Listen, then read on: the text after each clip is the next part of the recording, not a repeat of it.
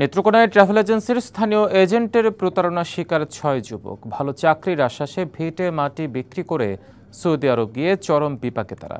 এমন অভিযোগে আদালতে মামলা দায়ের করেন এক ভুক্তভোগী প্রবাসীর স্ত্রী। তবে তাকে ফাঁসানোর জন্যই এমন অভিযোগ দাবি অভিযুক্তের। নেত্রকোনার পূর্বধলার বিলজোড়া ও মৌদাম চরপাড়া গ্রামের ৬ যুবক সিরাজুল ইসলাম, আল মামুন, মেহেদী হাসান, নুরুল আমিন, নুরে আলম আকন্দ ও আব্দুল মতিন তালুকদার সৌদি আরবে পাড়ি জমান বিলজোড়া গ্রামের আলামিনের মাধ্যমে। আলামিন স্থানীয় একটি এজেন্সির প্রতিনিধি হিসেবে কাজ করেন। ৬ জনের কাছ থেকে মোট ৩০ লাখ টাকা নিয়ে ২০২৪ সালের এপ্রিলে তাদের সৌদি আরব পাঠান। সানবিট সব দিবে সামাল। সানবিট ম্যাজিক প্রেস ডিশওয়াশিং এর মাথা ঘোরানো সলিউশন। সেখানে পৌঁছে বিপাকে পড়েন তারা। পাননি ভালো চাকরি, হয়নি আকামা, একজন দেশে ফিরে আসতেও বাধ্য হন। এ নিয়ে সিরাজুল ইসলামের স্ত্রী দায়ের করেন মামলা। ওদেরকে বিক্রয় করে ইরানে পাঠিয়ে দেওয়ার চেষ্টা চলতেছে।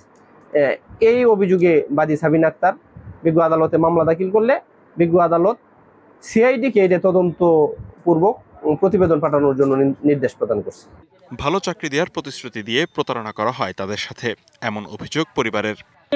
টাকা পাঠাবো দেখে আমি পাঠাইছি, আমার আর উল্টা টাকা দেওয়া লাগতেছে প্রতি মাসে মাসে। খাওয়া দাওয়া দেয় নাই, মাঝখানে ৩ মাস বাড়িতে না জায়গা জমি বিক্রি করিয়া আমরা তারে টাকা পয়সা দেয়া খাওয়া টাওয়া রাখছি। এখন এই অবস্থায় আছে। এগুলা বলি যান, এই জন্য সে টর্চারিং করছে আমার লোক দেয়া হ্যাস্ত করা। কোম্পানি ভিসার কথা কইয়া সাপ্লাই ভিসা দিছে হাতে। সাপ্লাই ভিসা নেওয়া হেন ফাড়াইলে আবার যে কথাবার্তার মাধ্যমে গেছি কথাবার্তার একটাও সঠিক হয়েছে না। দোষীদের শাস্তির দাবি এলাকাবাসীর। এখন তো এই ফুলাভান এডি যা আগে কিছু চলতে পারতো, এখন তো মুড়ে চলতে পারে না। পরিবার যা আছে সবাই ধ্বংস হয়ে গেছে একবারে। দেশের যারা এই ধরনের চত্বরঙ্কা করিয়া জালিয়াতি করিয়া দেশের লোক বাইরে হারাইতেছে তারা কঠিন শাস্তি। তবে নিজেকে নির্দোষ দাবি অভিযুক্ত আলামিনের। তারা বিষয়টা যখন দেশে আসছে তখন তারা ১০০ লোক দেখাইছে, দেখার পরে সঠিক হয়ে তারা বিদেশ গেছে। এটা তারা আমার হাসানির জন্য। অভিযোগ অস্বীকার করেন এজেন্সি মালিক রুবেল আহমেদ। ব্যবস্থাপকের দাবি অসুস্থ হয়ে দেশে ফিরেছেন নুরে আলম। অবশ্যই কোনো না কোনো ইস্যুটা আছে, সেটা জানাইলে তাহলে আমরা কথা বলে দেখতে পারি যে আসলে কি জন্য আসছে। উনি অসুস্থ, মানে ফিঙ্গার দেয় না, এখন কোম্পানি তাকে পাঠিয়ে দিছে। অভিযোগ পেলে আইনগত ব্যবস্থা নেওয়ার আশ্বাস পুলিশ কর্মকর্তার। ভুক্তভোগীরা যেন তাদের টাকা পয়সা ফেরত পায় অথবা আকামার ব্যবস্থা করা যায় সে বিষয়ে আমরা কাজ করব।